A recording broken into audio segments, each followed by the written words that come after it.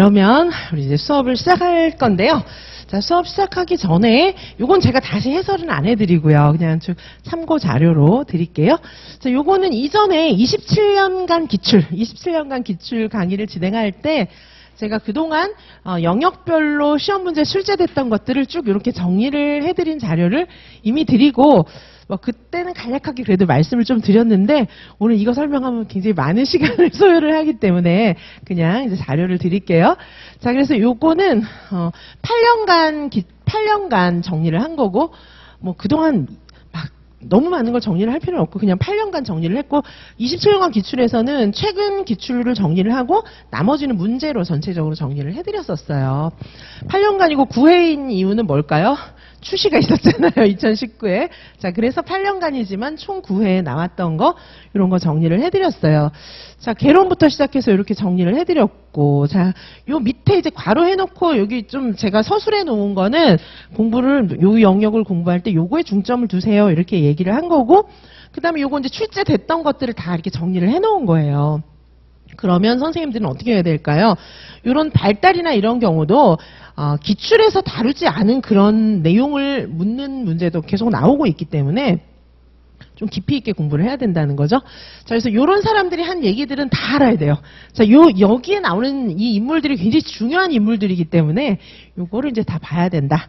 특별히 창의성 이런 거 되게 중요하게 이렇게 지금 이야기하고 있잖아요. 그렇죠? 자, 요것도 있고 설명 안 한다 그러놓고 엄청 설명을 하게 되는데 자, 여기 이제 사상이 있고요. 자, 사상도 이제 사상이 다소 이제 줄어들기는 해요. 사상이 많이 안 나와요. 옛날에 비해서. 하지만 나왔다 하면 되게 깊이 있게 나와요. 그래서 공부를 안 하고 지나갈 수도 없어요. 자, 그래서 제가 사상도 이제 자세하게 말씀을 드리고, 선생님들께서 사상을 이제 저한테 막 개인 카톡으로 물어보고 그런 선생님들도 계시는데, 유튜브에 보면은 30분에 정리하는 유아교육 사상 이런 것들도 있거든요. 그런 것도 반복적으로 들으면 흐름을 쭉 이해하시는데 도움은 좀 될 것 같아요. 자, 그래서 요거 사상도 그렇게 공부를 하시고, 다소 중요성은 줄어들었지만은 굉장히 일단 한번 문제가 나오면 심도 있는 이해를 기반으로 해야 하는 문제. 2023에도 굉장히 그 사상이 좀 어렵게 나왔어요. 2022 이런 때도 좀 어렵게 나온 걸로 제가 기억을 하고 해설도 해드렸는데. 자, 그리고 이제 놀이는 지금 놀이 중심 교육과정이니까 너무 중요하죠. 기존에 스밀란스키, 베이트슨 이런 사람들이 얘기했던 놀이에 관련된 이론이 많이 출제됐다면 지금은 이제 2차에서도 그렇고 놀이에 대해서 좀 자유놀이 이런 것들을 알지 않으면 좀 이렇게 문제를 접근하기가 어렵게 그렇게 되고 있습니다. 옛날에는 이제 주로 사회적 놀이, 인지적 놀이 이런 거 중심으로 문제가 나왔죠. 자, 그리고 이제 교사론도 어떤 영역인지 말씀드렸고, 특별히 교사론은 논술하고 2차 시험에서 특별히 많이 중요하고요. 자, 부모교육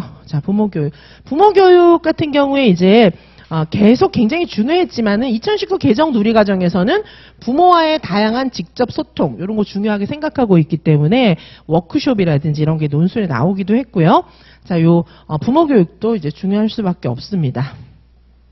자, 학습 공동체 요거 제가 해설해 두었고요. 기타 다른 내용들도 말씀드렸고, 요즘에는 이제 2019 개정 누리과정은 굉장히 중요하잖아요. 총론 부분. 그래서 고시문만 딸딸딸 외워서는 어렵기 때문에 제가 이제 해설서 강의하고 이런 거 저희 패키지 강의 안에 1단계 다 들어 있었어요. 그때는 뭣도 모르고 1월 달에 막 따라 하셨을 텐데 지금쯤 되면 조금 다시 좀 보셔야 될 필요도 있어요.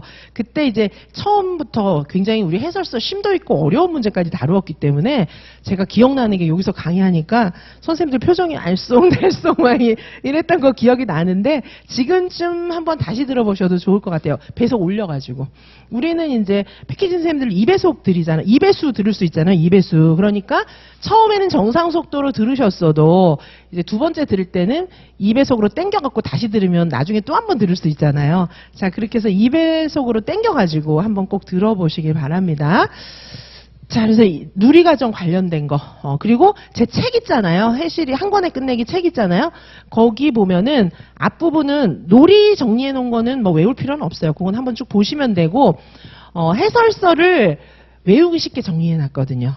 그렇게까지는 공부를 하셔야 돼요. 왜냐하면 우리 해시리의 특징이 읽을 때는 잘 알겠지만 책을 덮고 나면 머리에 하나도 안 남는다. 이게 특징이잖아요. 근데 문제는 그런 걸 외워야 되게 문제가 나기 때문에 제가 외울 내용만 간추려 두었으니까 그것도 분량이 얇으니까 그 정도는 외우셔야 돼요. 그래서 제 책, 본책, 그죠? 한 권에 끝내기, 그 다음에 원래 본책, 해설서, 교육부책, 이렇게 본책, 줄인 책, 본책 이렇게 왔다 갔다 하셔야 돼요. 자, 그렇게 하면서 외우시기 바라겠습니다. 자, 이렇게 정리를 해드렸고, 그 다음에 강론은 좀 다른 방식으로 정리를 해드렸어요. 기출에 어떤 게 났는지, 그 다음에 실제로 문제 번호까지 제가 다 써드렸으니까 혹시 선생님들 공부하시다가 이 관련된 문제만 모아서 한번 풀어볼까? 이러면은 여기서 딱딱 골라서 요거 나온 거 중에서 내가 잘 모르는 거 이런 거 골라서 풀어보시면 되겠습니다. 자, 이렇게 해서 선생님들께서 제가 기출 정리해 놓은 거 보면은 이게 무슨 말인지 정확하게 다 아실 거예요. 자, 뭐 기출 정리해 놓은 게 뭐 그렇게 많지도 않고요. 그리고 여기 기출 이렇게 영역 해놓은 거 있잖아요. 요거는 정말 잘 아셔야 되는 것들이에요. 그죠? 각 영역들마다 출제 못 했는지 이렇게 제가 키워드 중심으로 정리를 해놨잖아요. 이런 내용들은 분명히 잘 아셔야 된다는 얘기죠. 그죠? 자, 그래서 이렇게 전체적으로 끝까지 보시면 되겠습니다. 자, 이렇게 자연탐구 같은 경우에는 이렇게. 그쵸? 자연탐구도 이렇게 해서 끝까지 공부해 두시면 되겠습니다. 자, 요거는 이제 참고로 우리가 이제 문제를 풀어가면서 기출도 굉장히 중요하기 때문에 기출도 꼭 확인하시기 바라는데 기출을 문제와 답만 외우는 건 기출 공부가 아니에요. 제가 말씀드리지만 진짜 그 내용을 알아야 되고 파생되는 비슷한 문제가 나오면 이제 다 맞춰야 되는 거거든요. 그래서 기출을 그런 식으로 공부하시는 게 필요합니다. 자, 이렇게 기출 정리도 함께 해주시기 바라고요. 자, 그러면 이제 우리 오늘 풀어볼 문제 1번부터 보시도록 하시겠습니다. 자, 이렇게 해서 자, 문제 해설을 제가 여기 5월 달에도 굉장히 자세하게 할 거니까 같이 보시면 좋겠습니다. 자, 1번 문제. 가의 대화에 나타난 동그라미 1 교육과정 유형 두 가지를 제시하고 동그라미 2에다가 각 교육과정 유형의 장점을 설명하시오. 이렇게 되어 있죠. 자, 보시면은 여기 이제 대화에 나타났는데 김 교사는 뭐라고 하고 있냐면은 아이들에게 혼란을 주지 않기 위해서 정해진 영역 내에서 이렇게 얘기하고 있고 그 다음에 각 교과의 내용들을 가능한 한 자세히 설명해 준다. 이렇게 얘기를 하고 있어요. 정해진 영역 내에서 그리고 자세히 설명한다. 이렇게 얘기를 하고 있거든요. 자, 그리고 이제 원감이 또 얘기하고 있는데 그거 좀 좋긴 하지만 좀 문제점도 있을 것 같아요. 뭐 이러면서 유치원 교육이 아이들의 인간다움을 회복시켜준다. 인간다움을 회복시켜줘야 할 필요도 있다. 그리고 아이들한테 자아실현, 용서, 봉사, 사랑, 희생, 정서적인 거 이런 게 다 중요하다고 이야기를 했습니다. 자, 그래서 여기서 김 교사가 이야기하고 있는 것은 교과 중심. 자, 교과 중심이라는 말을 교과 중심이라는 힌트를 많이 주고 있고요. 그다음에 원감이 이야기하고 있는 것은 인간 중심. 자, 인간 중심은 용서, 봉사, 사랑, 희생, 정서 뭐 이런 내용들입니다.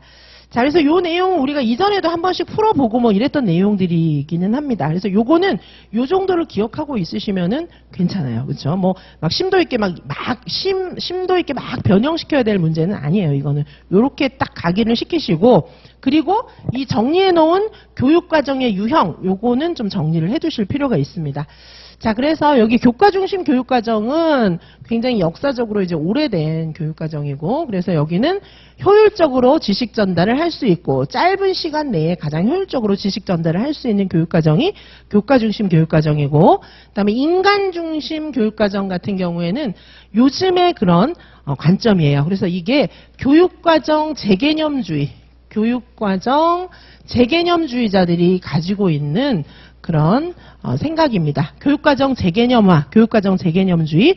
자, 요즘에 우리 2019 개정 누리과정도 교육과정 재개념주의 입장에서 교육과정이 만들어져 가고 있는 거예요. 예를 들면은 다 만들어 놓은 교육과정이 아니고 함께 만들어가는 교육과정. 이런 게 재개념주의적인 관점이에요. 교사 중심이 아니고 같이 하고 학생 중심이고 같이 만들어가고 정해진 내용이 아니고 같이 경험하는 내용 놀이하면서 그리고 인지적인 영역만 중요한 게 아니라 정의적인 거 되게 중요하게 이렇게 보고 있잖아요.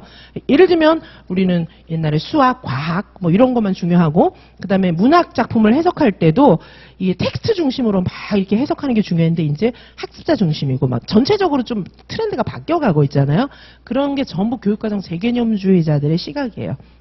자, 그래서 인간 중심 교육과정뿐만 아니라 이제 교육과정 재개념주의자들의 그런 주장들은 훨씬 더 많아요.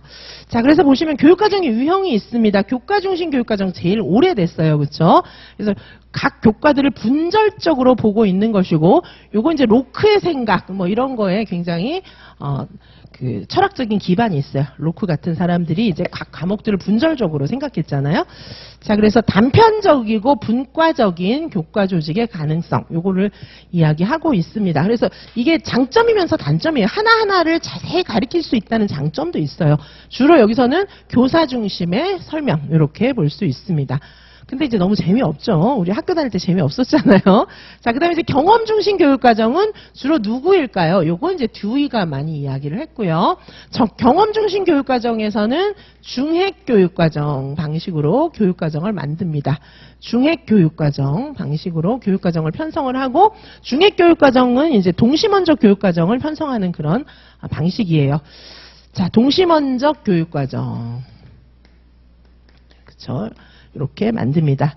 자, 그래서 여기는 일상생활에서 학습자가 해결해야 될 문제. 그래서 이게 문제 중심 교육과정. 뭐, 요렇게도, 그죠. 생활 중심 교육과정. 이렇게 다 연결이 됩니다. 그쵸. 자, 그래서 학습자의 흥미와 경험의 기초에서 개인의 성장과 문제 해결 능력을 기르는 것이다. 이렇게 보고 있어요. 자, 경험 중심 교육과정은 중핵 교육과정. 여기 코어, 여기 중핵이 있고요. 코어, 중핵이 있어요. 중핵이 있고, 이 중핵을 중심으로 해서 이렇게 경험을 이렇게 동시먼적으로 조직해 나가는 거예요. 이게 중핵 교육과정이에요. 동시문적으로 점점점 넓혀 나가는 겁니다.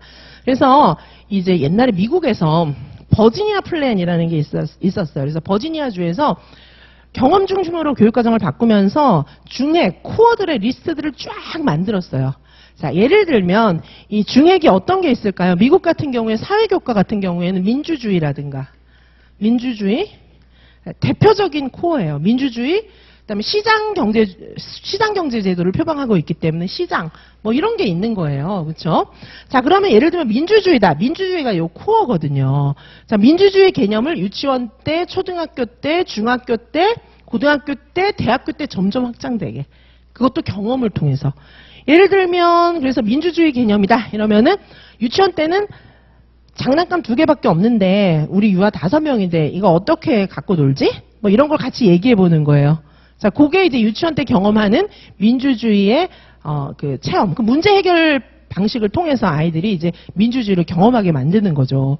초등학교 때는 이제 청소당번 정하는 거라든가 학급 회의, 가족 회의 뭐 이런 걸 해보게 하는 거예요. 그 다음에 이제 중고등학교가 되면 의회제도 이런 거 이제 배우면서 뭐 이렇게 모의 국회 이런 것도 한번 해볼 수 있고요, 그렇죠? 자, 그리고 이제 뭐 고등학생이다 뭐 이렇게 되면 이제는 모의 유엔 총회라든가 이렇게 하면서 국제적인 그런 관계 이런 것들을 좀 같이 경험해 보면서 뭐 이렇게 다문화 사회 속에서의 아니면 뭐 그 세계화 사회 속에서 뭐 이런 세계 시민 뭐 이런 정신하고 같이 맞물려서 좀 민주주의를 좀 더 확장해 나간다든지 이런 식으로 이제 해볼 수가 있는 거예요. 실제로 뭐 프랑스나 이런 데서는요, 이제 이게 쭉 이어져서 나중에 이제 대학 가잖아요. 파리대 뭐 이런 데 가잖아요. 대학 가면은 거기 대학에서 총학생회 이렇게 활동했던 애들 있잖아요. 걔네들이 실제로 이렇게 정계랑 연결도 실제로 많이 돼요. 자, 그렇게 해서 점점 생활 속에서 이제 확장되어 가는 뭐 이제 그런 모형을 이야기하고 있어요. 자, 중핵교육과정 이해 가십니까? 그래서 여기서는 문제 해결력을, 문제 중심, 생활 중심인데 여기서는 문제 해결력을 가장 중요하게 생각합니다. 경험 중심에서는. 문제 해결력이 가장 중요하고, 자, 이 문제 해결력은, 문제는 어떻게 해결하는 거죠? 경험의 재구성을 통해서. 자, 아까 우리 지금 장난감 2개밖에 없는데, 5명에서 어떻게 갖고 놀지? 막 이렇게 이제 같이 규칙을 정하잖아요. 그러면 이제 비슷한 문제가 또 생겨요. 그러면 내가 저번 날에 같이 한번 아이들하고 민주적으로 이야기하면서 같이 타협하고 막 규칙도 만들고 이렇게 해봤잖아요. 그 경험을 가지고 또 더 확장하고 이렇게 만드는 거예요. 자, 그러면 실질적으로 얘네들이 어떤 문제를 통해서 일상생활 속에서 해결해야 될 문제 이런 것들을 통해서 나의 경험, 애들마다 경험이 다 다르잖아요. 그럼 나의 경험을 토대로 해서 거기서 점점 각자가 자기한테 맞게 확장해 나갈 수 있는 거예요. 그런 게 이제 경험 중심 교육 과정이고, 이 경험 중심 교육 과정에서는 이제 그 선생님이 가르쳐 주는 거, 책에 있는 거 이런 것만 중요한 교육의 내용으로 보는 것이 아니라 이 학교에 와서 생활하는 모든 것, 유치원부터 초중고 다 학교에 와서 생활하는 모든 것이 다 교육의 내용이다 이렇게 보고 있어요. 그래서 표면적 교육과정뿐만 아니라 잠재적 교육과정도 굉장히 중요한 학습의 요인이 된다 이렇게 본 거예요. 표면적 교육과정은 교육과정 문서에 딱 나와 있는 거. 그래서 예를 들면 지금 표면적 교육과정 우리 뭐예요? 2019 개정 누리과정 해설서에 나와 있는 고시문 같은 거 있잖아요. 그런 게 표면적 교육과정이에요. 잠재적 교육과정은 유치원에서 애들이 지네가 놀면서 막 스스로 막 배우는 거. 이런 게 잠재적 교육과정이에요. 그래서 경험 중심 교육과정에서는 잠재적 교육과정까지 전부 중요한 교육의 내용으로 보고 있습니다. 자, 여기는 이제 아동 중심, 학습자 중심, 그리고 여기서는 이제 교사와 학생 간의 상호작용이 되게 중요해요. 직접 가르치는 것이 아니고, 자, 자율적으로 학습하는 게 중요합니다. 그래서 교사는 조력자, 안내자, 상담자의 역할을 하게 되었습니다. 자, 그리고 학습자의 흥미와 경험. 아니, 경험하면서 재미없는 거 막 찾아다니면서 경험하는 애가 어디 있어요? 그러니까 원래 흥미 있는 거, 내가 지금 알고 있는 거, 여기서부터 출발해 나갈 수밖에 없는 겁니다. 자, 그런데 이렇게 하다, 여기 잠재적 교육과정을 중요하게 생각하고 있고요. 자, 그리고 지식의 체계성을 소홀하게 다룰 수 있다는 단점도 있어요. 자, 그래서 여기서 이제 문제가 많이 생긴 거죠. 자, 이를테면 이제, 초등학교 과학 시간에 광합성 이런 거 좀 어려우니까 이제 애들이 광합성 뭐 선생님 막 설명해주고 이제 자고 있어요. 그러면 엄마가 너 오늘 뭐 배웠니? 이렇게 이제 집에 와서 애한테 물어봤어요. 그러면 애가 나 광합성 이런 거 선생님이 배우는 것 같은데 자서 몰라. 뭐 이렇게 얘기하는 거죠. 그럼 얘는 지가 자서 모르지만 광합성을 배우고 있어. 뭐 이 정도는 알고 있는 거예요. 근데 이제 경험 중심에서 선생님이 광합성을 좀 네가 스스로 깨달아라 이래가지고 나무 심기를 시켰어요. 그러면 이제 얘는 맡은 게 뭐였냐면 계속 땅 파는 거, 삽으로 땅 파는 거 요것만 이렇게 하고 온 거예요. 그럼 엄마가 너 요즘 학교에서 뭐 배우니? 이러면 땅 파는 거? 뭐 이렇게 얘기할 수 있다는 거예요. 땅만 팠어. 얘는 광합성은 아예 관심도 없었어요. 자, 그러면 아예 공부를 못하고 오는 거예요. 그렇죠? 그래서 그리고 이제 경험 중심으로 이렇게 중해교육과정으로 엮어 나가다 보면은 학문의 체계 이런 거하고 상관없이 아동의 흥미 위주로 이제 계속 확장이 되기 때문에 체계 있는 학습이 좀 어렵다. 이런 단점이 있을 수가 있어서 나온 게 학문 중심 교육과정이에요. 여기에는 주로 이제 브루너라고 하는 사람이 가장 핵심적인 인물이고, 요때는 어떤 사건이 있습니까? 스푸트니크 인공위성 실험. 소련이 먼저 성공했어요. 그래서 미국이 전체가 막 공황 상태에 빠진 거예요. 왜냐하면 그때는 미소 양극 체제였는데 이게 지금 민주 진영이 졌어. 이제 이게 완전히 앞으로 이제 우리가 완전히 전쟁에서 침략당할지도 몰라. 뭐 이런 상태가 된 거예요. 자, 그 이후에 이제 소련이 무너져가지고 소련이 이제 연합체제가 됐는데 공황 상태가 장난이 아니었겠죠. 자, 그래서 여기 이제 우즈호울이라는 곳에 모여가지고 우즈호울이라고 하는 작은 산골 마을에 모여가지고 미국에 있는 지도자들이 전체적으로 모여갖고 총체적인 대책을 논의하게 되었어요. 자, 그래서 이런 이제 회의 결과 브루너가 이제 거기서 나온 회의 결과를 책으로 낸 게 교육의 과정, 뭐 이런 책이 있어요. 교육의 과정이라는 책이 있어요. 교육의 과정, 뭐 이런 책이 있는데 여기서 이제 설명하고 있는 게 학문 중심 교육 과정이에요. 그래서 여기서는 어떻게 하라고 얘기를 하고 있냐 하면은 이렇게 나선형 계열화, 나선형 교육 과정을 얘기를 하고 있어요. 나선형 교육 과정. 자, 그래서 이거는 이제 뭐냐 하면 지식의 구조를 가르쳐야 된다. 여기 지식의 축, 지식의 구조를 가르쳐야 된다. 이렇게 설명을 하고 있어요. 지식의 구조라고 하는 것은 그 학문에서 추구하고자 하는 근본적인 지식들, 원리들, 뭐 이런 거예요. 자, 그러면은 이 이제 원리들을 가르치기 위해서는 선생님의 굉장히 높은 자질이 필요한데 우리 유아교사의 경우에는 신의사 예자 모든 영역에서 이 지식을 정통하고 있어야 되는데 쉽지는 않잖아요. 초등학교 선생님도 마찬가지예요. 그죠?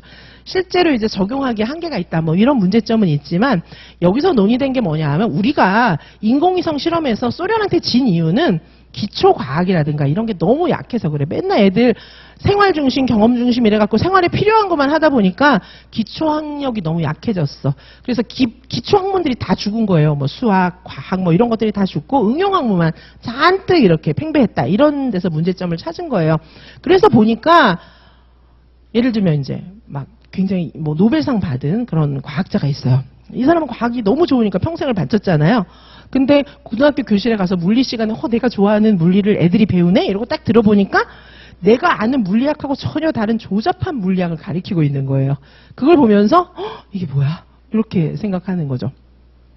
저도 유아임용가에 나와가지고 너무 멋있는 유아임용을 수험서하고 수험가에서 왜 이렇게 가르쳐? 이런 생각 좀 많이 해요. 뭐 저는 노벨상은 못 받았지만은 어쨌든 이제 공부를 열심히 했거든요. 나름 유아임용을 위해서, 유아교육학을 위해서. 보니까는 이게 완전히 제가 알고 있는 지식의 구조가 아닌 걸 가리키는 거예요. 딴 걸 가리키는 거지. 그래서 이제 그런 거를 많은 학자들이 중고등학교 교실에 가서 느낀 거예요. 그래서 이렇게 해서는 안 되겠다. 그래서 지식의 구조, 주로 이 지식의 구조, 가장 그 지식의 핵심이 되는 그 흐름. 예를 들면은 미술을 잘하는 사람이 있어요. 미술가가 있어요. 그 미술가는 스킬로 그림만 잘 그리는 게 아니에요. 자신의 어떤 사상이나 가치관이나 이 세상을 미술적인 체계로 바라보는 눈이 있는 거예요. 근데 그런 걸 가르쳐야 되는데 미술에 대해서 전혀 이해를 못하는 사람이 이를테면은 막 미술에 대해서 막 얘기하면 완전 딴 얘기하게 되잖아요, 그렇죠? 유아임용도 지금 많이 그러기 때문에 쌤들께서 시험 문제 받아보면 이게 뭐지 막 이러시는 거예요, 사실은.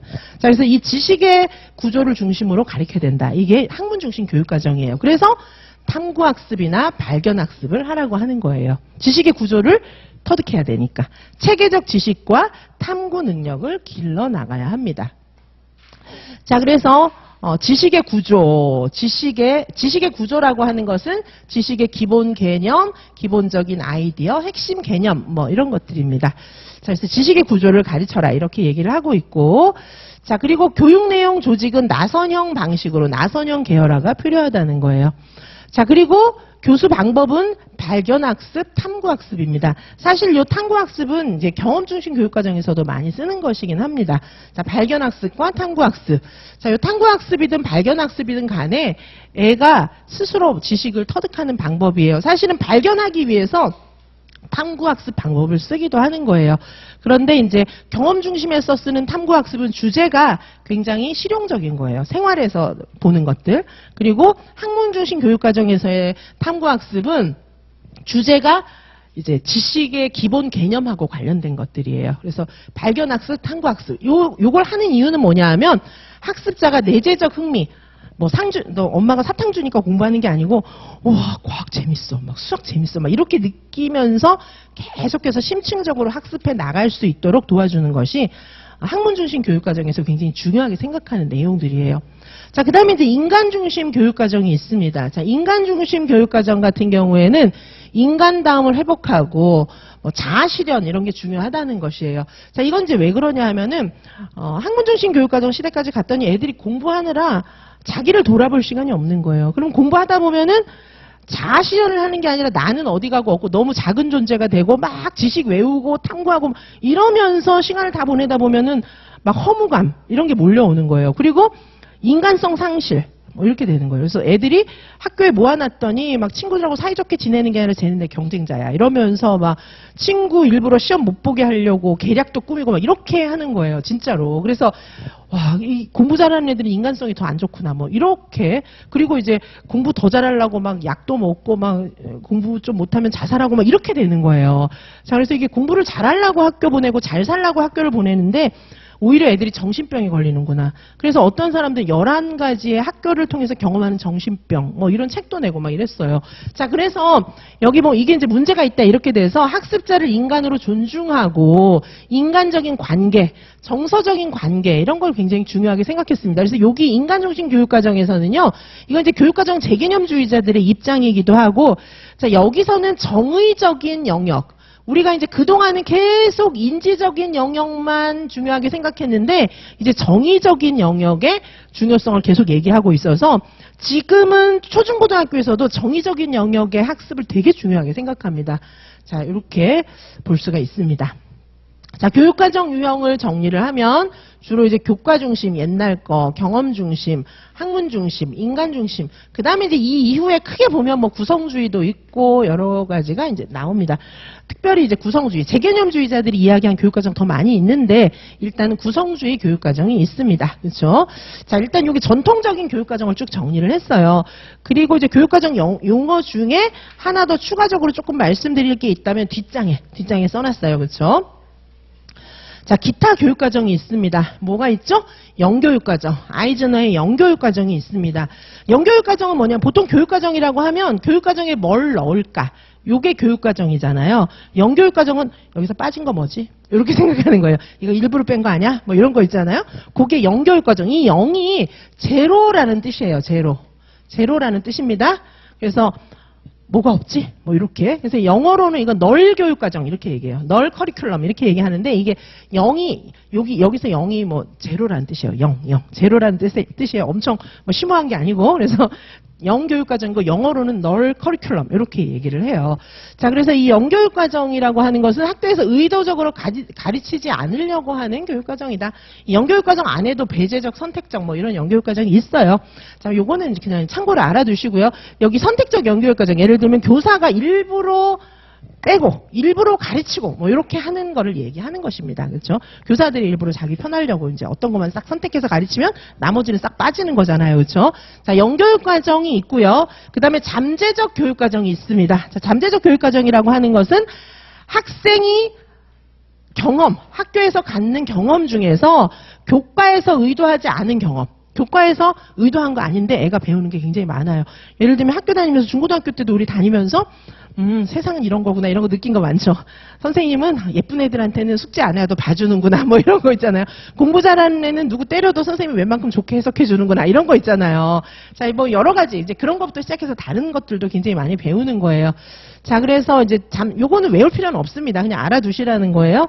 잠재적, 왜냐하면 요즘에 이 영교육과정도 그렇지만 잠재적 교육과정의 중요성이 점점 더 부각되고 있기 때문에 잠재적 교육과정이 뭔지는 아셔야 될 것 같아요. 자, 그래서 잠재적 교육과정에서는 이게 이제 애들이 세계관도 배워요. 태도, 가치관 이런 세계관을 배우기도 하고 선생님이 느끼는 세계관을 애가 막 전달받아서 지도 그렇게 생각하기도 하고요.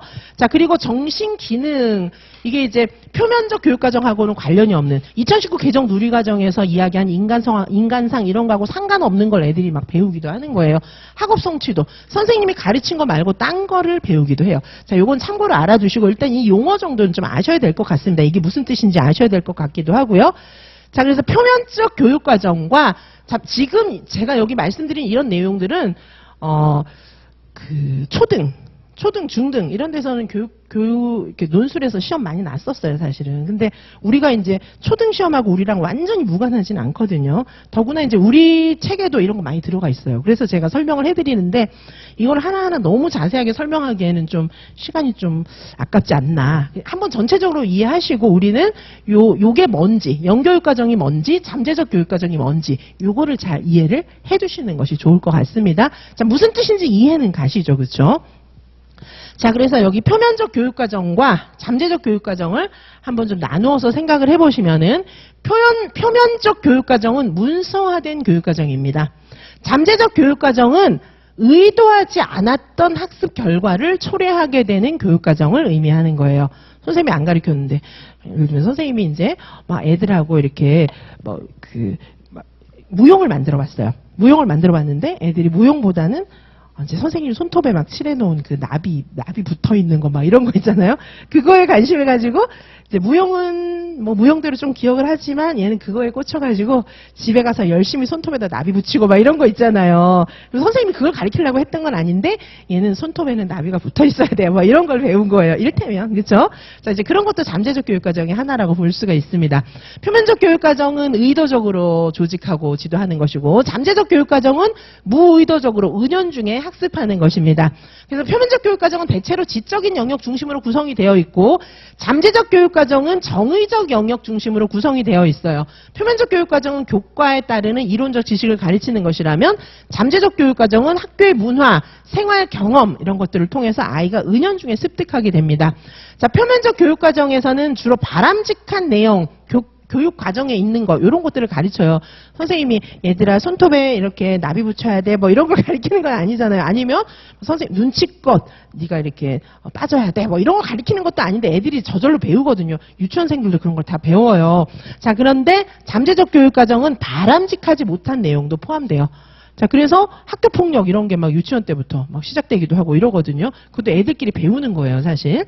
자, 그리고 뭐 흥미, 태도, 가치관, 신념 뭐 이런 것들을 전체적으로 포함하는 게 잠재적 교육 과정인데 문제는 잠재적 교육 과정이 더 오래 가는 경우가 많습니다.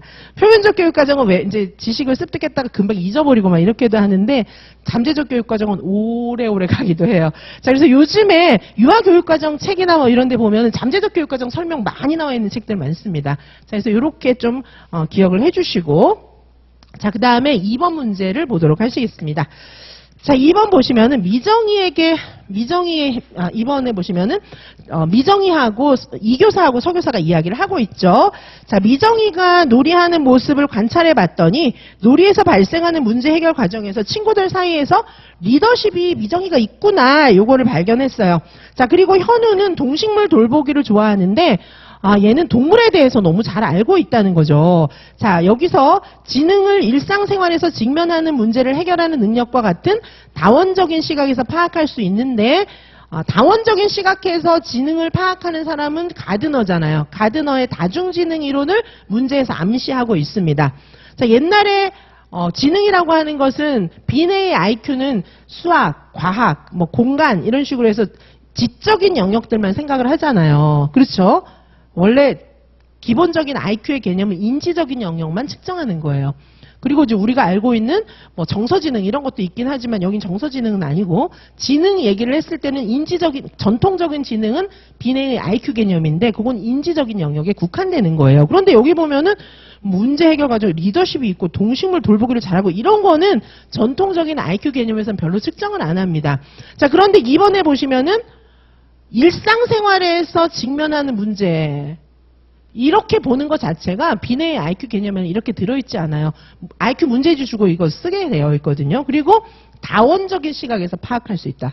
지능을 다원적인 시각에서 파악할 수 있다는 건 다중지능 이론을 지금 암시하고 있는 거예요. 그리고 나에 있는 지문 자체가 다중지능 이론 입장에서 설명을 하고 있는 겁니다.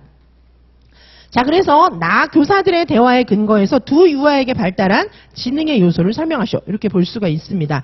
자, 그래서 다중지능 이론이라는 걸 일단 눈치를 채셨다면 그 다음에는 미정이와 현우가 다중지능 이론 중에서 어떤 지능인지 그거는 찾는 거는 어렵진 않아요.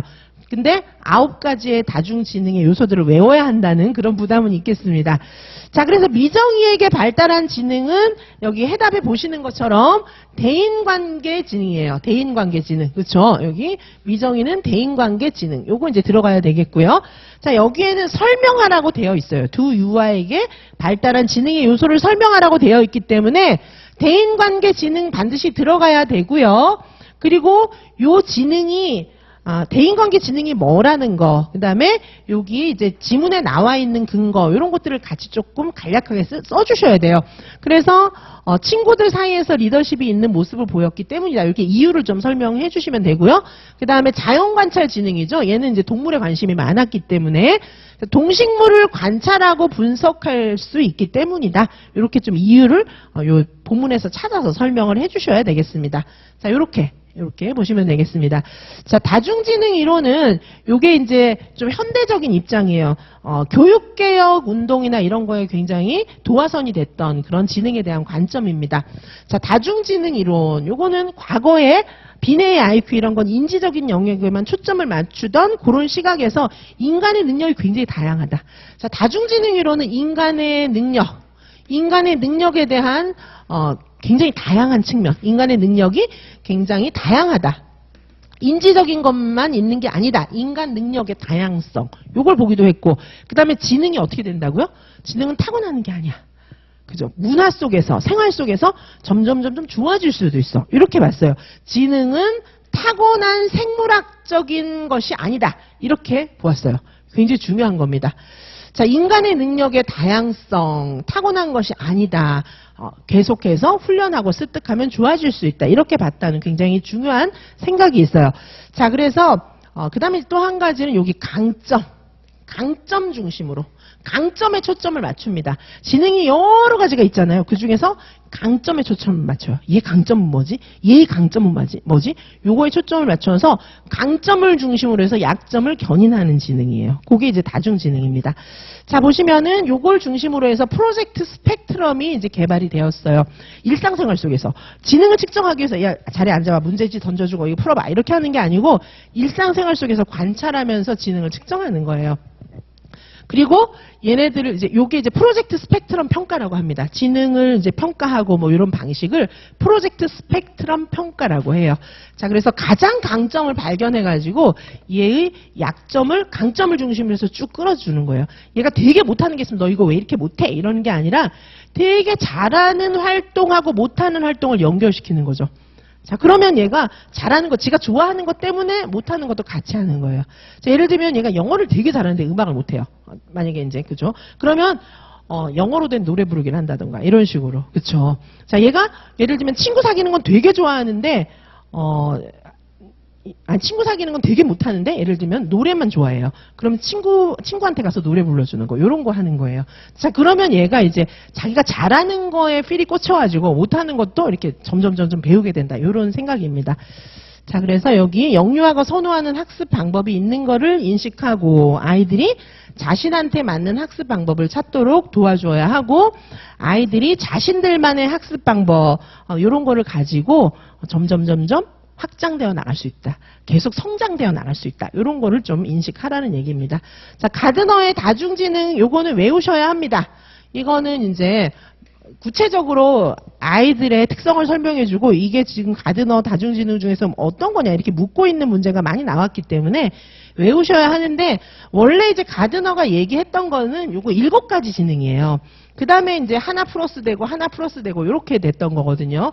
근데 실존 지능은 안 외우셔도 됩니다. 왜냐하면 우리 유치원 애들한테까지 실존 지능을 묻긴 좀 어렵고 요거는 아직까지도 확인 중이에요. 계속. 그래서 이제 9가지 지능이지만은 우리 총 8가지만 좀 외우시면 되겠는데 이렇게 3개 묶어서 2개 묶으시고 하나 추가해서 외우시면 되겠습니다. 그래서 요거 언어, 음악, 논리, 수학 이렇게 이제 묶어서 하나 외우시고 자, 그 다음에 공간, 운동 이렇게 묶어서 외우시면 되겠어요. 운동을 잘하는 애들은 공간 감각이 좋아 이렇게 묶어서 외우시고 그 다음에 개인 내적 지능은 나를 아는 거거든요. 그 다음에 대인관계 지능은 남들하고의 관계예요. 그러니까 나를 알고 남을 알고 이렇게 이제 묶어서 이렇게 외우시고요. 그 다음에 하나 더 추가했어요. 참 미처 못 만들고 하나 더 추가한 게 자연관찰이거든요. 애들은 자연관찰하는 거 너무 좋아해가지고 하나 추가했어. 사실 그런 건 아니에요. 근데 그렇게 생각을 해서 하나 더 추가하시면 되겠습니다. 요거 외우셔야 돼요. 그리고 실전은 좀 안 외우셔도 괜찮습니다. 요거 전체적으로 외우시기 바라고요. 자, 그 다음에 이제 3번 문제 보도록 하실게요. 자, 선생님들께서 이게 이제 제가 일부러 기본 이론 수업할 때는 신뢰도와 타당도 이거 막 엄청 자세하게 하진 않았어요. 나름 자세하게 해드렸지만은 엄청나게 자세하게 이제 설명하지는 않았어요, 사실은.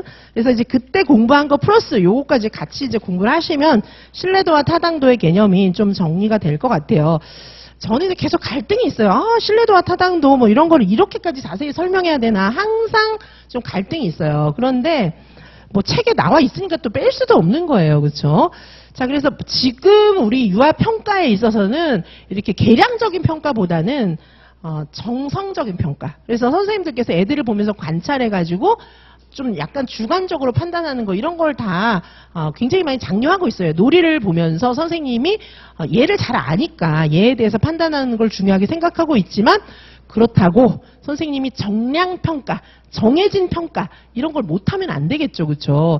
자, 그래서 뭐 IQ 검사라든가 뭐 이런 것처럼 표준화 검사 있잖아요. 자, 이런 것들은 주로 이제 표준화 검사 도구에서 많이 갖춰야 되는 그런 내용들이에요. 타당도와 신뢰도 같은 거는. 표준화 검사라고 하는 것은 무엇이죠? 진짜 표준화가 딱 돼 있는 거예요. 그래가지고 한국에서 검사하든 미국에서 검사하든 아니면은 뭐 30대 선생님이 검사하든 70대 선생님이 검사하든 똑같이 나와야 되는 거예요. 그죠? 그게 이제 표준화 검사거든요. 그만큼 표준화가 정확하게 돼 있다는 거예요. 자, 그래서 이 표준화 검사의 굉장히 중요한 전제 조건, 굉장히 정확해야 되겠죠. 그래서 표준화 검사는 다른 것도 갖춰야 되지만 진짜 중요한 게 타당도와 신뢰도 갖춰야 돼요. 그죠? 누가 검사해도 정확해야 되니까. 그리고 표준화 검사 아니어도 평가라고 하는 것은 타당도와 신뢰도를 갖추어야 되는 게 맞습니다. 우리가 주관적으로 애들 관찰 기록해서 보지만 그것도 나름 타당성 있고 신뢰로워야 하는 거예요. 자, 그래서 평가 도구가 갖추어야 되는 가장 중요한 조건이 타당도와 신뢰도예요. 표준화 검사에서는 타당도와 신뢰도를 정말 확실하게 갖추어야 합니다. 자, 그런데 이 타당도라고 하는 것은 무엇입니까? 타당도. 자, 타당도와 신뢰도 이거 헷갈리시죠? 자, 그래서 이 타당도라고 하는 것은 제일 만한 것을 재고 있느냐? 이거예요. 자, 이 문제 보시면은 관역을 정확하게 쏘고 있나? 이거예요. 자, 그래서 발달 특성 어떤 거를 재는데 선생님이 이상한 거 재는 거예요. 그러면 그거는 안 돼요. 관역을 정확하게 맞춰야 되는 거예요. 자, 예를 들면은 IQ 검사를 하기 위해서 머리 둘레를 쟀어요. 그거는 관역을 맞춘 겁니까? 완전히 빗나간 겁니까? 완전히 빗나간 거잖아요. 그건 타당도가 없는 거예요. 아시겠죠? 자, 타당도라고 하는 것은 잴 만한 것을 재고 있나?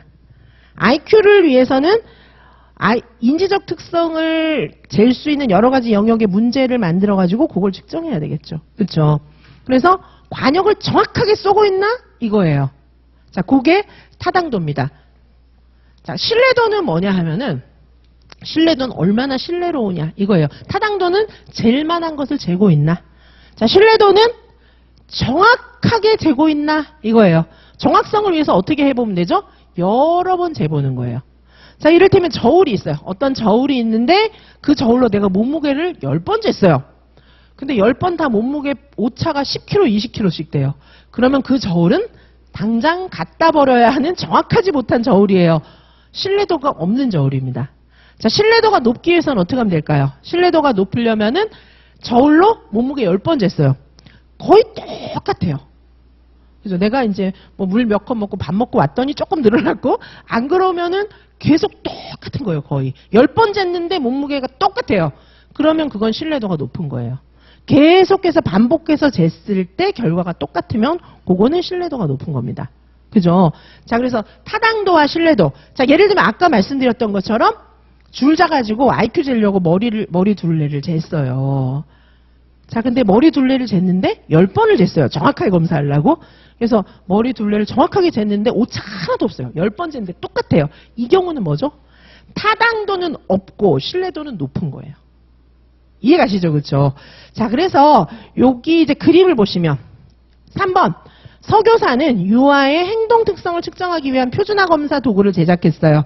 표준화 검사, 행동 특성을 정확하게 잴 수 있는 도구를 만든 거예요. 막 파일럿 테스트, 사전 검사도 해보고 막 사전 검사 여러 번 해보고 보통 파일럿 테스트를 해요. 왜냐하면 한 번에 평가 도구가 제대로 안 나오기 때문에 이게 모집단을 줄여가지고 애들 막 3명, 5명 이렇게 놓고 검사해보고 통계 분석해보고 검사해보고 통계 분석하고 이렇게 해요. 그거를 사전 검사, 파일럿 테스트라고 합니다. 수능 시험 같은 거 출제할 때도 그렇게 해요.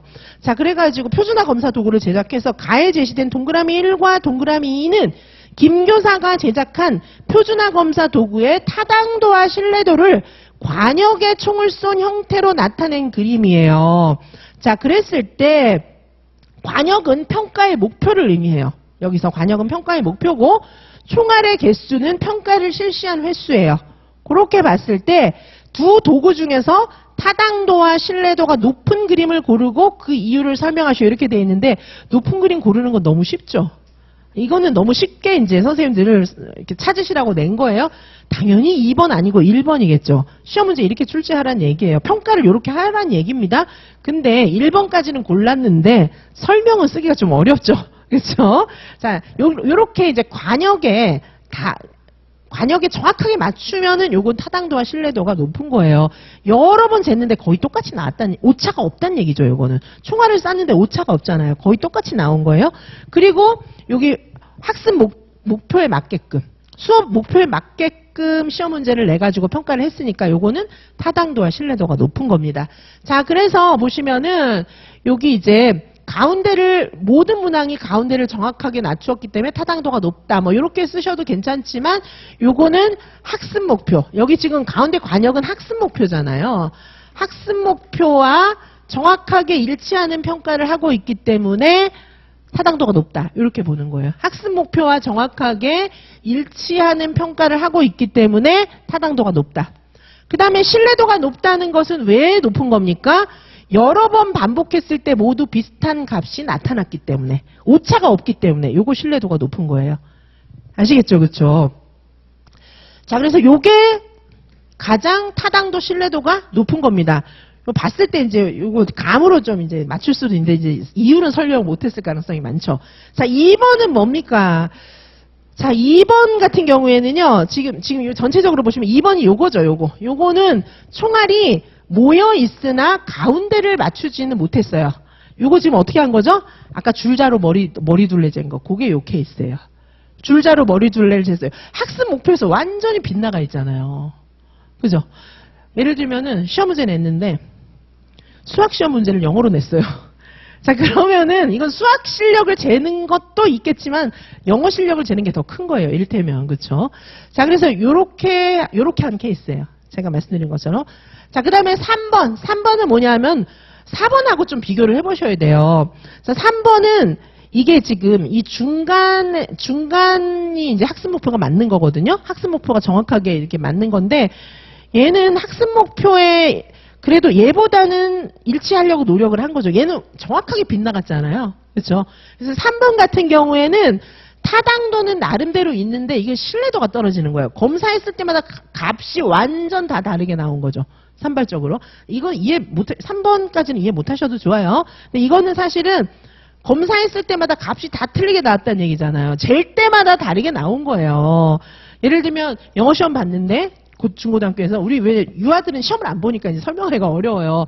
예를 들면 중고등학교에서 영어 시험 봤는데 5월 달에만 10번 시험을 봤어요. 이를테면. 근데 한 번은 20점, 한 번은 100점, 한 번은 50점, 한 번은 80점.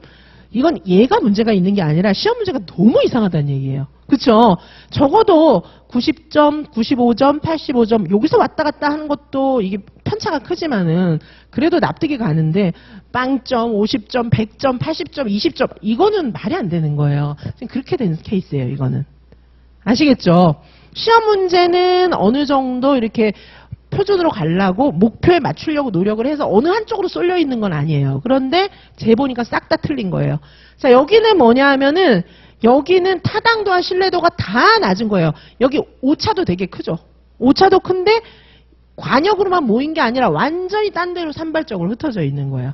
자, 그래서 요 그림을 통해서 타당도와 신뢰도 개념만 좀 이해를 하시면 좋겠고 3, 4번은 이해를 못 하셔도 요거 두 개만 좀 이해를 하셔도 괜찮겠습니다. 그렇죠? 자, 타당도와 신뢰도가 뭔지 좀 이해를 하시라고 요런 문제를 다룬 것이고요. 자, 그 다음에 이제 4번 문제 보도록 하시겠습니다. 나의 교사 간 대화에서 밑줄 그은 내용에 나타난 평가도구의 신뢰도 종류 두 가지를 설명하시오. 이렇게 되어 있는데, 자, 김 교사하고 이 교사가 이야기를 하고 있죠. 이제, 사회성 발달 체크, 요거를 위한 평가 도구를 만들기 위한 그런 상황입니다. 이 교사가 평가 도구를 제작하셨나요? 지난번에 평정 척도를 만들었다. 아무래도 정확해야 되니까 여러 선생님들이 모여서 함께 측정을 해보시거나 선생님 혼자서라도 여러 번 측정해보는 게 좋겠다 이렇게 얘기를 하고 있죠. 아까 신뢰도는 뭐라고 말씀드렸어요? 신뢰도라고 하는 것은 여러 번 평가했을 때 동일한 값이 나와야 신뢰도가 높은 거다 이렇게 얘기를 했죠. 근데 여기서 지금 여러 번 시험을 봐야 되는 거예요. 여러 번 시험을 봐야 되는데 방법은 두 가지가 있죠. 애들이 사이좋은 거 이런 거 이제 내가 평가를 해보는 거예요. 그런데 나 혼자 똑같은 애를 10번 보는 거예요. 그래서 평가한 값이 일치하면 신뢰도가 높은 거죠.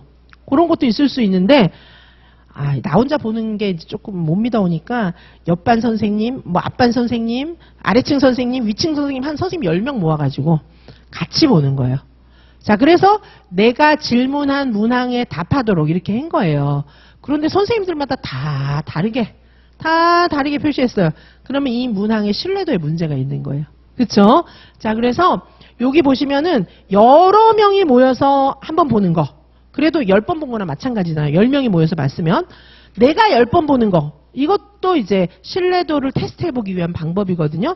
내가 10번 보는 거. 요거는 평정자 내 신뢰도예요. 내 안에서 신뢰도가 있냐? 이걸 보는 거잖아요. 근데 선생님 10명이 모여서 보는 거예요. 선생님 10명이 모여서 보는 거는 평정자 간 신뢰도. 아시겠죠? 왜냐하면 사이가 아니거든요. 선생님들 간에. 선생님들 간에 모여서 보는 거예요. 그래서 평정자 간 신뢰도. 여러 명이 모이는 거는. 혼자 하는 거는 내 안에서 신뢰도가 있냐. 평정자 내 신뢰도. 이렇게 되는 겁니다. 자, 그래서 요거는 이제 관찰자, 평정자, 채점자 뭐 다 써요. 원래 이제 가장 많이 쓰는 거는 우리 이제 그 관찰자 간 신뢰도 뭐 요런 말이 이제 뭐 기출된 적도 있고 한데 원래 정상적인 평가 용어는 평정자가 맞아요. 5점 척도 가지고 평정하는 거면 다 같은 얘기입니다. 하지만 평정자, 관찰자, 채점자 사실 다 같은 거예요. 평정자, 채점자, 관찰자 다 맞습니다. 문제에서 이제 어떤 용어를 썼느냐에 따라서 맞춰주시면 되고 여기에는 뭐 이제 그런 말이 안 나와 있기 때문에 어떤 단어를 쓰셨어도 이제 답은 됩니다. 자, 관찰자 간 신뢰도, 관찰자 내 신뢰도의 개념이 여기 두 개 다 나와 있죠. 그렇죠? 자, 그래서 관찰자 간 신뢰도는 여러 명의 관찰자들이 평가한 게 얼마나 유사한가 요걸 보는 거예요. 평정이라고 하는 것은 보통 5점 척도에서 체크할 때 평정이라고 해요. 평가는 내가 얘 100점, 얘 99점, 얘 97점 이런 식으로 점수 줄 때 평가라고 하고 보통 5점 척도로 체크하는 건 평정이라고 합니다. 자, 그리고 관찰자 내 신뢰도 요거는 한 사람이 여러 번 관찰해서 평정한 값이 얼마나 유사한지 알아보는 거. 요럴 때 관찰자 내 신뢰도. 요건 기출에도 비슷하게 난 적이 있지만은 그때 훨씬 쉽게 났는데도 선생님들이 많이 틀렸어요, 그때. 자, 그래서 관찰자 간, 관찰자 내 요거 용어를 좀 기억을 해주시면 되겠습니다. 자, 신뢰도 말씀드리지만은 신뢰도는 얼마나 믿을만한가, 타당도는 제일 만한 것을 쟀는가, 요걸 의미를 하고 있는 거예요. 자, 그래서 보시면 신뢰도 보시면은 자, 동일한 피험자들에게 동일한 검사를 반복 시행한 검사와 유사한 검사를 실시해서 얻은 두 개의 점수 간의 관계를 분석하기도 합니다. 그렇죠? 그냥 이제 알아두세요. 신뢰도를 잴 때, 자, 그런 방법도 있고 평가 도구의 신뢰도를 높이기 위해서 과학적인 검증 과정, 이게 타당화 과정 이런 게 존재하기도 하고 뭐 이렇습니다. 문항 수가 많을수록 난이도가 적절할수록 문항의 변별도가 높을수록 이 말이 좀 어렵죠. 그냥 참고로 읽어두세요. 이걸 다 제가 풀어서 설명하진 않겠습니다. 자, 신뢰도의 종류는 좀 자세하게 말씀을 드리도록 할게요. 자, 신뢰도의 종류는 이제 이런 여러 가지 신뢰도가 있고 지금 본 것은 요거 관찰자 간, 관찰자 내 신뢰도 요거 본 거죠. 그렇죠? 요걸 본 것이고 자, 재검사 신뢰도라는 게 있어요. 재검사 신뢰도라는 것은 똑같은 시험을 또 한 번 치는 거예요. 그게 재검사 신뢰도예요. 그래서 앞에 친 시험하고 또 친 시험 요거 간에 코릴레이션, 상관계수를 구하는 거예요. 자, 그러면 요게 개수가 높으면은 처음 검사와 나중 검사 X, 요 똑같은 검사니까 XX, 나중 검사와 처음 검사 요거 두 개를 같이 통계치를 구해서 상관계수를 구해가지고 요게 상관도가 높을수록 상관도가 보통 0에서 1까지 나오니까 상관도가 높을수록 요게 이제 재검사 신뢰도는 높은 거다 이렇게 봅니다. 동형검사 신뢰도는 뭐냐 하면은 이게 이제 똑같은 시험 두 번 보면은 이게 이제 오차가 있을 수 있잖아요. 왜냐하면 앞에 본 시험 얘가 기억해갖고 다시 쓰고 막 이런 것도 있고. 그래서 요거는 비슷한 검사를 만드는 거예요. 비슷한 검사. 그래서 처음 검사 X와 나중 검사 X 다시 요거의 상관계수를 구하는 거예요. 역시 상관계수는 0에서 1 사이 이렇게 나옵니다. 자, 그래서 이것도 이제 검사를 해서 두 개 검사가 거의 일치해야 신뢰도가 높은 거예요. 자, 그 다음에 이제 내적 일관성 신뢰도라는 게 있어요. 내적 일관성 신뢰도. 내적 일관성 신뢰도라고 하는 것은 이 문항 자체가 얼마나 신뢰성이 있나 이런 걸 보는 건데 요거는 뭐냐 하면은 문항 하나하나를 한 문제로, 한 시험 하나로 보는 거예요. 그래서 문항을 단분 신뢰도, 문항을 반 갈라요. 반 갈라서 이 문항들 간에 얼마나 시험을 두 개로 보는 거죠. 그래서 예를 들면 뭐 13579, 24680 이렇게 가리기도 하고 앞문제, 뒷문제 이렇게 가리기도 해요. 그래서 시험을 두 개로 생각하는 거예요. 그래서 요 두 시험 간의 관계성을 보는 거예요. 왜냐하면 재검사도 어렵고 동영검사도 어렵기 때문에 문항을 반씩 가르는 겁니다. 자, 그래서 한 번 실시한 검사를 두 부분으로 나눠가지고 두 부분 간의 상관을 계산하는 거예요. 자, 그래서 요거는 이제 한 시험을 두 시험으로 생각하는 거예요. 그 다음에 요건 문항 내적 일관성 신뢰도, 요게 이제 제일 많이 써요. 요거를 일반적으로 가장 많이 씁니다. 자, 이 경우에는 검사를 한 번만 실시하고 이 신뢰도를 추정할 수 있기 때문에 이 경우에 이제 가장 편안한 방법이에요. 요거는 뭐냐면 모든 문제 하나하나를 전부 다 시험 하나로 보는 거예요. 그래서 요걸 통계를 딱 돌리면 요거는 크롬바 알파 계수라고 해서 문항 내적 일관성 신뢰도 계수가 나와요. 이 경우에는 예를 들면 시험 문제, 수행평가 같은 거, 시험 문제가 겨우 두 문제만 된다. 이래도 두 문제 가지고 신뢰도를 구할 수가 있는 거예요. 아니면 다른 문제들은 통계 돌리려고 하면 시험 문제가 많아야 되거든요. 근데 이거는 두 문제, 뭐 세 문제 이렇게만 돼도 신뢰도 계수를 구할 수가 있어요. 이런 것들이 있고요. 우리 유아평가책에 이런 게 다 나와요. 타당도 종류도 싹 다 나오는 거예요. 그래서 제가 지금 쭉 설명을 드리는 거예요. 그런데 이제 우리가 이제 애들 데리고 시험 보고 그럴 일은 없지만 우리가 표준화 검사는 만들 수도 있죠. 표준화 검사 만들 때 선생님들이 파일럿 테스트 해가지고 사전 검사에서 이런 거 사실은 통계를 다 돌려봐야 이게 나올 수가 있어요. 최종적으로 신뢰도와 타당도가 높은 표준화 검사 도구가 되는 거예요. 그래서 사실 알긴 알아야 돼요. 알긴 알아야 되는데 이게 이제 뭐 저는 사실은 별로 안 가르치고 싶은데 이게 책에 많이 나와 있어요. 모든 책들에 다 나와 있어요. 사실 유아 그 평가책 있잖아요. 평가책에 다 나와 있어요. 그래서 말씀을 드리는 거고, 자, 오늘은 신뢰도 중심으로 말씀을 드려요. 다음에 타당도 중심으로 다시 말씀을 드릴 건데, 자, 요렇게. 자, 근데 제가 지금 정확하게 설명을 드리고 있기 때문에 제 설명을 드리면 이게 다 외울 필요까지는 없지만 무슨 말인지는 이해하실 거예요. 그게 중요한 거예요, 저는. 그렇죠?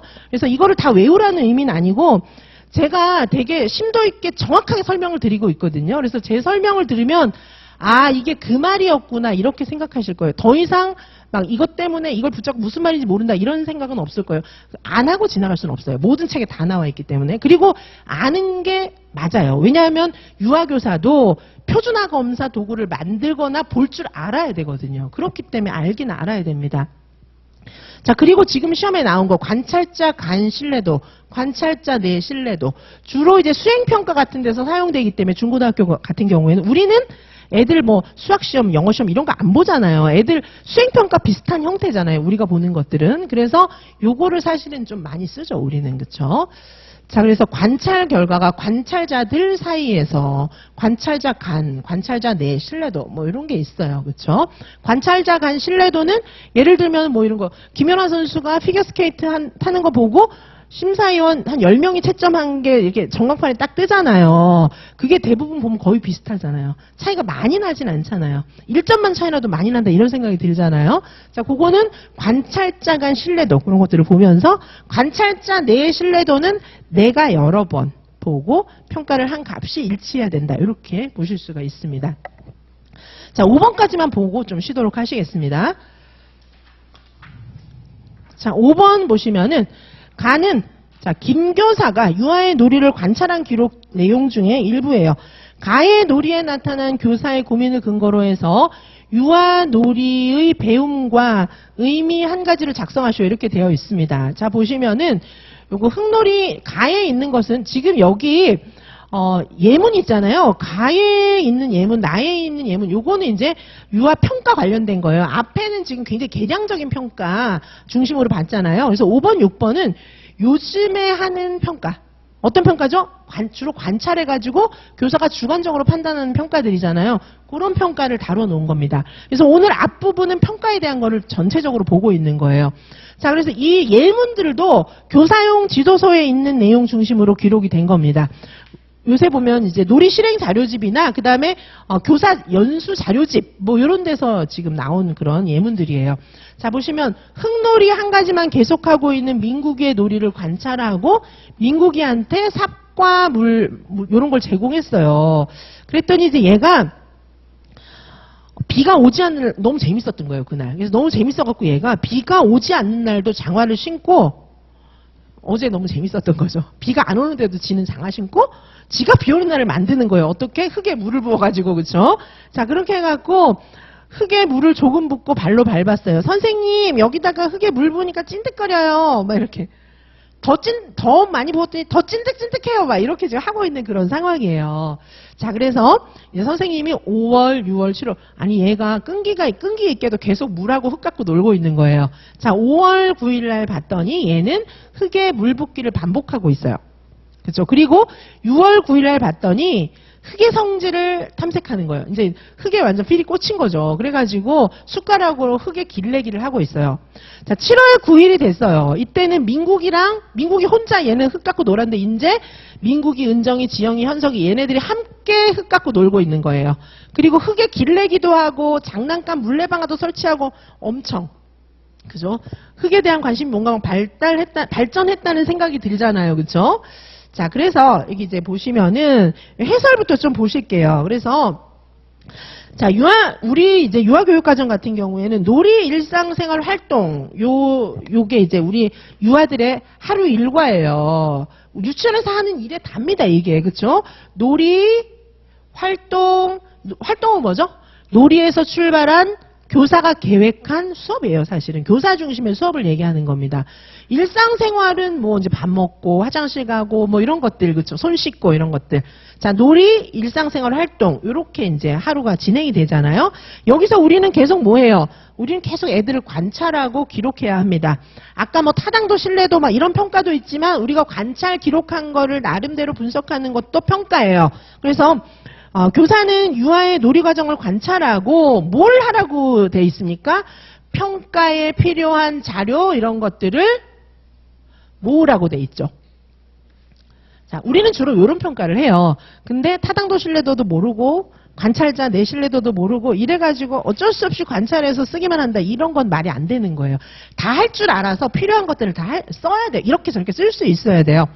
자, 그래서 평가 자료와 평가 자료를 수집하고 기록하는 것 때문에 사실 이제 막 타당도 신뢰도가 높은 평가 자료를 만들기 위해서는 많은 자료를 모아야 되거든요. 이것 때문에 애 지도하는 거 놓치고 막 이러면 안 되는 거예요. 그래서 요새는 이제 너무 교사가 부담을 갖지 말고 적절하게 하라는 내용들이 해실이 많이 나오고 있어요. 그렇게 하라는 얘기고요. 그래서 교사는 많이 기록해야 한다는 부담에서 벗어나야 돼요. 그렇죠? 벗어나서 관찰 기록 중에서 유아의 이해, 놀이 지원 이런 거에 중요하고 의미 있다고 판단되는 자료를 선별해야 합니다.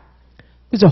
그리고 이러한 자료를 모아가지고 선생님이 조직해야 돼요. 지금 보면은 5월, 6월, 7월 이렇게 모아놨잖아요. 다른 기록도 많은데 흙하고 관련 있는 걸 이렇게 딱 모아놨잖아요. 이런 식으로 모으고 그리고 이제 관리하고 뭐 이렇게 이제 활용을 해야 됩니다. 요게 이제 실행 자료집에 나와 있는 그런 내용이에요. 자, 그래서 지금 여기 가에 있는 내용은 유아를 평가해보기 위한 자료들인 거예요. 자, 그러면 얘가 놀이를 통해서 배운 게 뭔가? 선생님이 기록했어요. 이렇게 기록했어요. 이렇게 기록했는데 선생님이 5월, 6월, 7월 이런 식으로 기록된 걸 보고 얘가 뭘 배웠는지 정도는 평가하실 수 있어야 되겠죠. 자, 열린 문제이지만 어느 정도 방향성은 있는 겁니다. 자, 그래서 보시면은 여기 자, 이제 쓰시면 되는 거예요. 이렇게. 자, 보시면 유아가 흙에 대한 관심을 갖고 있죠. 흙에 대한 관심을 갖고 처음에 이렇게 선생님이 기술해 놓은 거 5월, 6월, 7월 요걸 보면 흙에 대한 관심을 갖고 흙의 성질, 물질로서의 흙의 성질 이런 것들을 탐색하고 있어요. 요런 흙이라고 하는 물질의 성질을 탐색하는 것이 점점 심화되고 있다. 이렇게 볼 수가 있겠죠. 자, 이렇게 쓸 수도 있습니다. 자, 그리고 흙의 특성을 좀 더 흙의 특성을 좀 더 탐색한 부분 이런 걸 쓰셔도 돼요. 그렇죠? 지금 여기서 보시면은 유아 놀이의 배움과 의미를 한 가지를 쓰라고 했기 때문에 어떤 걸 쓰셔도 답이 돼요. 그러니까 뭡니까? 이 지금 상황과 이 아이들의 놀이가 점점 확장되어 가고 심화되어 가는 내용을 보면서 얘가 지금 뭘 배웠고 이 놀이는 어떤 의미가 있는지를 한 가지 정도는 하나를 착안해서 쓸 수 있어야 되는 거예요. 근데 주로 어떻게 써야 되냐 하면은 이런 걸 쓸 때 포커스를 맞춰야 될 부분은 50국의 내용.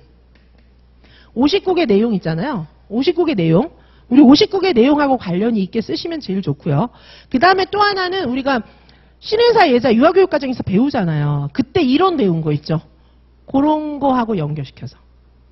우리가 공부한 유아교육 이론과 연결시켜서. 아시겠죠? 이론과 연결시켜서 쓰면 되는데 이 활동은 대체로 지금 뭐가 나와 있습니까? 과학하고 관련되죠. 그래서 과학하고 관련되는 거 선생님들께서 50국의 내용하고 관련되는 거. 일상생활에서 얘가 뭐 발견하는 거 이런 거 쓰셔도 괜찮고 50국의 내용하고 관련지어서 그 다음에 우리가 과학 공부했잖아요. 그렇죠? 유아교육과정 배울 때 과학 공부했잖아요. 거기서 착안해서 쓰셔도 괜찮아요. 그리고 이제 여기 보면 사회관계 영역도 조금 들어있긴 해요. 민국이하고 나중에 은정이, 지영이, 현석이 얘네들이 함께 흙놀이를 하고 있잖아요. 그러니까 요거 사회관계 영역하고도 좀 관련시켜서 쓸 수도 있습니다. 그렇죠? 자, 그래서 여기 이제 보시면은 그 다음에도 보시면 물질의 특성과 변화 과정 이런 거 탐색하고 있고요. 그렇죠? 자, 그리고 이제 애들이 배우는 거 이런 거는 놀이 일상생활 이런 거에 경계가 없고 그다음에 여기 이제 사회관계에서 혼자 놀이하고 다른 유아와 함께 놀이하고 그렇죠? 그다음에 흙에 대해서 탐색하고 이런 내용들이 들어가면 되는 거죠. 자, 그래서 여기서 얘가 뭘 배웠나를 보실 때는 일단은 이제 우리는 국가교육과정과의 연결자거든요. 그러니까 애들의 놀이를 볼 줄 알아야 되고 두 번째는 이게 놀이하면서 얘가 뭘 배웠나를 끄집어내실 때는 50국의 내용. 50국의 내용 중에 뭐가 들어가 있지? 그렇게 쓰셔도 괜찮고 아니면은 우리가 배웠던 이게 이제 과학이니까 과학 영역 중에서 이게 지금 뭘 배우는 건가 이렇게 좀 구체적으로 연결해서 이 대목이 얘가 이런 걸 배운 거다 이렇게 연결시켜서 쓰시면 되는 거예요. 아시겠죠? 자, 이렇게 볼 수 있습니다. 이거는 그래서 선생님이 평가에 필요한 자료를 관찰하면서 기록해서 평가 자료를 모은 거예요. 자, 아시겠습니까? 원래 5번까지 하려 했는데 6번까지 봐야 이 평가가 딱 정리가 될 것 같아요. 그렇죠? 자, 그래서 앞에 다룬 것들은 주로 이제 계량적인 평가, 표준화 검사라든가 이런 데서 정확하게 하는 평가고 지금 5번, 6번 같은 경우에는 요즘에 이제 우리 해시리에서는 이런 평가를 주로 많이 얘기를 하고 있죠. 다 아셔야 됩니다. 다 아셔야 돼요. 자, 6번 보시면은 나는 유아 관찰에 관한 관점을 설명하는 거예요. 나와 아래의 기술에 근거해서 양적인 측정에 기반한 객관적인 관찰. 그거는 아까 앞에 문제에서 양적인 측정에 기반한 객관적인 평가하라고 하는 거예요. 그래서 타당도, 신뢰도 막 이런 거 굉장히 중요하게 생각하는 거거든요.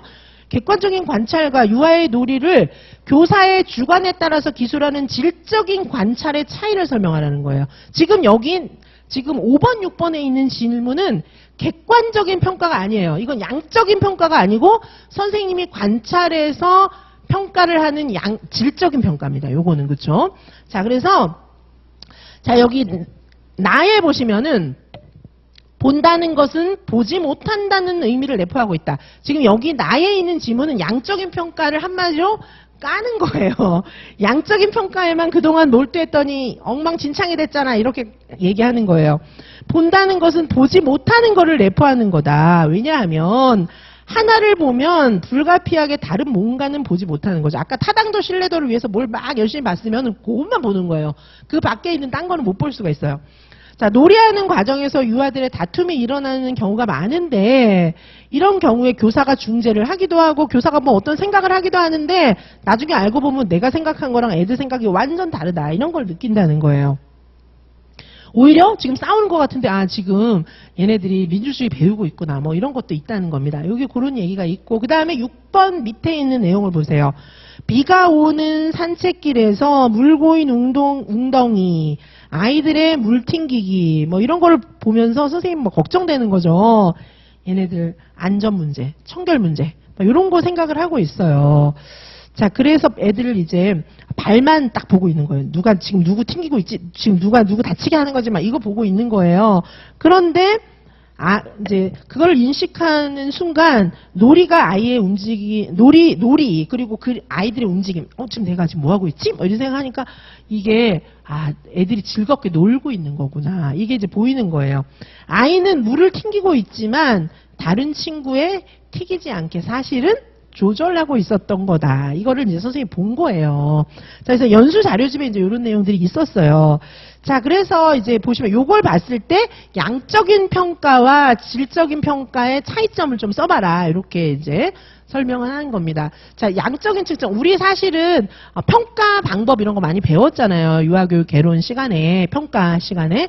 그건 전부 양적인 측정에 기반한 거예요. 그렇게 평가하려면 사실은 타당도 신뢰도 엄청 따져야 됩니다.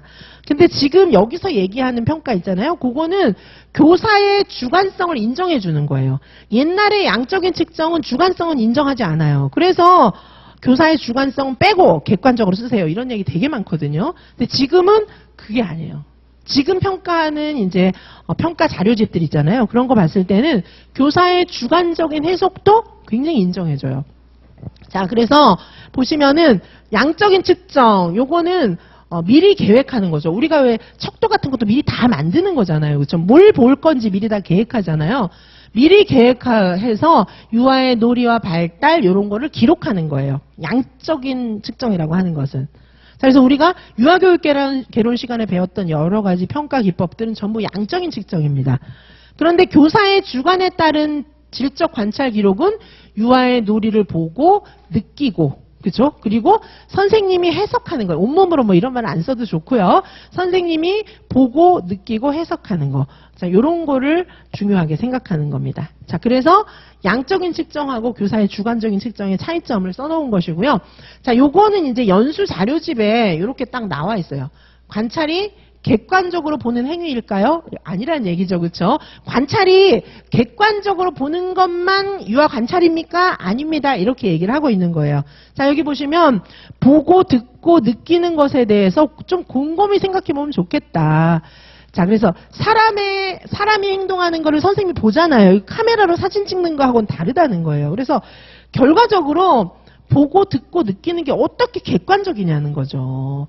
왜 객관적일 수가 또 없냐 하면은 얘가 물튀기기를 하고 있는데 이 애도 그날의 컨디션이나 그 전에 어떤 일이 있었느냐에 따라서 물튀기는 게 달라질 수 있어요. 자, 이제 기분이 좋았으면 이제 다른 애들한테 안 튀기게 조심해서 막 물 튀길 수가 있고, 좀 전에 얘랑 옆에 있는 애랑 싸워가지고 내가 한 대 맞았어요.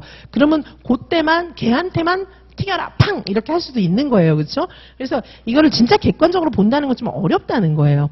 자, 그 과정에서 사람의 암과 해석이 하여튼 포함되는 거예요. 그래서 같은 장면이라 하더라도 보고 듣고 느끼는 것은 교사마다 사실은 다를 수 있어요. 자, 그래서 관찰은 단순히 보는 게 아니다. 어디에 집중하느냐 뭐 이런 게 아니고, 사실은 선생님이 여기 이제 은유적으로 온몸으로 보고 듣고 느낀다 뭐 이렇게 써놨는데, 이거는 이제 이 뒤에 이걸 설명하기 위해서 선생님이 막 일화를 많이 기록해놨어요. 이게 이제 자료집에 있는 내용 그대로 제가 말씀드리는 거거든요. 여기 보면 선생님이 애를 이해하는 게 다르잖아요. 얘랑 얼마나 지냈느냐, 얘랑 그 전에 어떤 일이 있었냐, 내가 얘를 얼만큼 사랑하느냐 뭐 이런 거에 따라서 애를 해석하는 건 막 달라질 수가 있는 거예요. 여기서 온몸으로 보고 듣고 느낀다는 건 그런 거예요. 다른 사람 눈에는 안 보여요. 객관적인 관찰로는 눈에 안 보이는 게 내 눈에는 보일 수가 있어요. 우리 반 애니까. 그렇죠? 그런 거를 다 포함해서 선생님은 얘를 주관적으로 해석할 수 있어요. 자, 그런 것까지 지금은 다 존중합니다. 지금 관찰 기록은. 자, 그래서 양적인 측정은 미리 계획하고 아이들의 놀이와 발달을 측정하는 거라면, 지금 2019 개정 누리과정에서 기록하고 교사가 해석하고 그거에 맞는 교육적 지원을 해주고, 이런 과정에는 교사의 주관에 따른 해석을 굉장히 많이 장려해요. 그죠? 그리고 이제 얘가 뭘 배웠는지를 기록할 때는 59개 내용에 근거해서 쓰게 이렇게 돼 있어요. 그렇다고 해서 신뢰도와 타당도는 아예 필요가 없다 이런 건 아닌데, 다 같이 써야 돼요. 어떤 순간에는 타당도와 신뢰도, 아까 보셨던 양적인 그 정확성이 굉장히 중요하고, 어떤 상황에서는 또 관찰하면서 얘를 온몸으로 해석해 주는 게 되게 필요한 거예요. 이해 가시죠? 그렇죠? 자, 그래서 여기까지 이제 보고 일단 평가를 전체적으로 쭉 정리를 했어요. 평가에 대해서 쭉 정리를 했고, 그럼 이제 다시는 평가는 안 보느냐? 그건 아니고 아직도 평가 볼 게 더 많거든요. 근데 평가만 계속 보면 너무 지겹잖아요. 자, 그래서 평가를 일단 오늘은 여기까지 정리를 하고 7번부터는 이제 유아교육 개론에 있는 내용 다시 보도록 하시겠습니다. 예, 잠시 휴식하실게요.